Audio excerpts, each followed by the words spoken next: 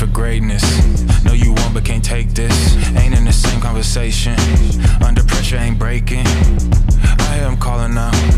Don't know what they talking about. It sound like they falling out. Yeah, the heat got them running out. Yeah, they fold up. Good morning mga kababayan, this is Chance sa Magsasakagala. Nagagala tayo ngayon. Binilikan natin yung isla dito sa may Tinambak. Medyo talaga low tide. Ito. Low tide ngayon dito kaya yung bangka natin andun sa malayo na kadaong. Ito. Doon, hindi na makita. Hindi na makita, malayo na. Hindi na kaya na. Ultimo sum ah. Dinaanan natin sila ate, nangunguha ng tulya. Yan. Te, magkano kilo nito? 50. Wow. Ito. So, iba ang tulya sa halaan. Etong kinukuha nila, halaan, di ba po? Yan. Kinukot-kot nila hanggang sa maano nila yung makita nila yung halaan. Ito. Aabangan natin to. Hinihila nila. Yan. Sana marami silang huli. Ayan na-excite ako. Sana marami. Ayan na mga kababayan.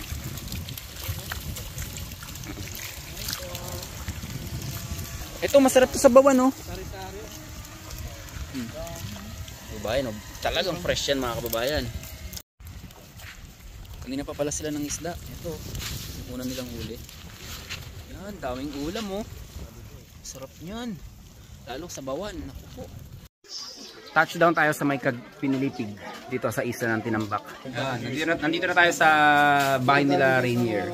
Nagandahan tayo ng nanay nila. Ayan oh, grabe sa lubong oh. Ang laki oh. Ayun po. Spoiled. Mga kababayan oh. Like sa inyo, mabubuti ang mga tao dito. Ito nga pa-welcome sa amin. Pinaglutuan pa kami ng maraming kanin. Ang laki talaga nito. Sugpo niya ata ito eh. Ito mga kababayan, ito may pa-welcome sa amin ng mga kababayan natin dito. Grabe. Kain na kain mga walang iya. Isipin nyo lang, bahay nyo ba to? Yan, syempre, isa yung pinakamalaki sa atin. Yan, tayo papalugi dyan. Sabi daw ng mga taga dito, feel at home lang. Feel at home. Okay mga kababayan, nilipat na kami sa isla na pag-i-stayan natin. Kasama natin si Tuper na hindi nagko-comment sa vlog natin. Yan. May dala tayong video okay yan. Kakanta si Tuper mamaya eh. Sayang sayang. Ito yan, yung mga pagkain natin. Ang alam ko mayroon pa tayong pagkain sa may isla pagdating eh. Sa pinaka-may-ari ng resort. Okay, tara. Touchdown tayo sa Karinugan Resort. Ito. So malapit na itong buksan. Yan. Bukas papakita ko sa inyo, mag-setup muna tayo ng tent tsaka preparation para sa pagtulog tsaka sa dinner. Kita kids. Kain ng kain mga walang hiya. Kain ng kain walang hiya. Kain na naman. Mayo sopag. Kain na naman. Sarap po. Pak. Gor. Kain mga kababayan. Good morning mga kababayan. Day 2 natin sa Karinugan. So time na para umikot sa lugar na to. Etong resort na to, malapit na tong buksan. Inaantay na lang tong fully clean up ba, parang malinisan. Ayun lang naman ang kulang dito. Okay naman dito sa resort. Magandang umaga po. Presko dito. Yan. Tapos mafe-feel mo talaga na nasa island ka, doon ka sa nature dahil malayo to sa may ingay na lugar. Ang kabahayan dito malalayo, as in sila lang nandito. Ito yung mga cottage na naka-ready na para just in case na mag-opening to, may mapupuntahan na kayo. Kung may hilig kayo sa mga gantong adventure, yung adventure na pupunta kayo sa isang lugar para mag-unwind, mag-refresh, advisable to. May mga buko dito, maraming buko. Tapos dito Ito yung mga resort na simple lang pero maganda yung dating sa tao talaga. Tignan nyo yung buhangin, no? Yan. Tapos meron dong alam ko tubig tabang to eh. Tubig tabang, tapos nagsasalubong yan dito. Yan. Ito yung tubig alat. Yung dito naman sa kabila, itong tubig tabang, pwede itong lagyan ng kayak. Dadaan kayo dyan sa malapad to, malapad din. Hanggang dun marating nyo yung falls. Merong falls dun. Hindi natin kayang puntahan ngayon dahil baka kulangin tayo sa oras. Meron pa tayong pupuntahan na isang isla mamaya. Ito yung sinasabi ko sa inyo na kulang dito. Ito na lang, nilinisan na lang to. So siguro by next year, dahil kung bubuksan nila ngayong taon to, ngayong buwan, tag-ulan, so hindi rin masyadong tinatao ang resort kapag raining season. Yan. Okay dito, maganda rito. Tsaka yun nga, kung gusto mo ng tahimik, payapa, dito ka na pumunta. Pero babalikan namin to kapag meron ng hudyat sa amin yung may-ari na open na to sa public.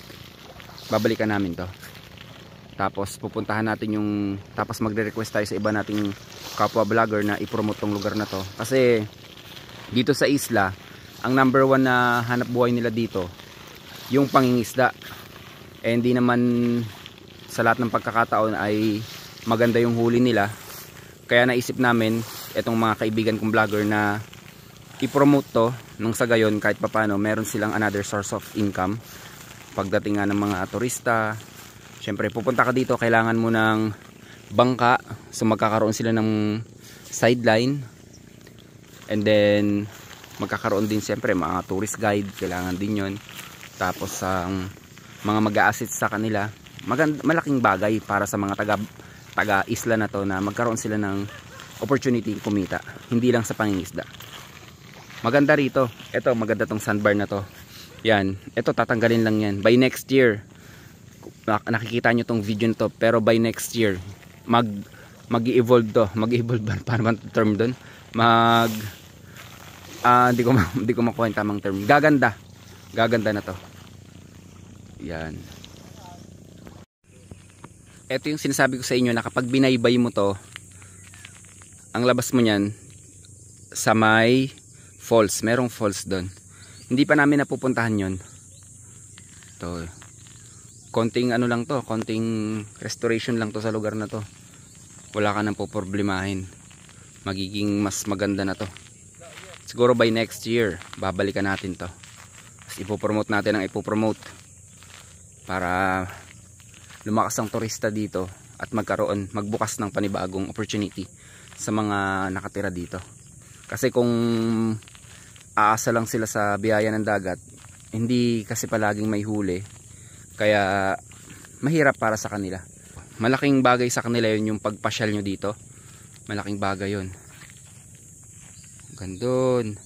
Maganda rito kayak. Sinasabi nga namin sa may-ari na magtayo ng maglagay ng kayak dito para may activity.